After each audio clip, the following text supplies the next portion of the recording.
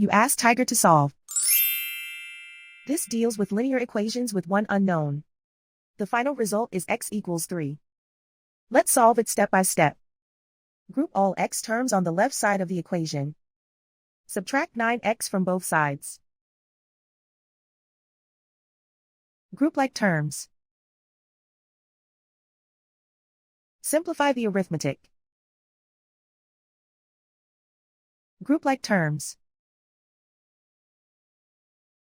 Simplify the arithmetic.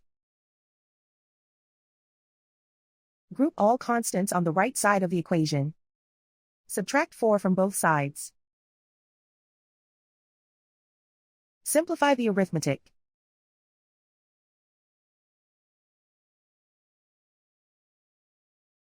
Isolate the x. Divide both sides by -3. Cancel out the negatives. Simplify the fraction. Cancel out the negatives. Find the greatest common factor of the numerator and denominator. Factor out and cancel the greatest common factor. And so the final result is x equals 3.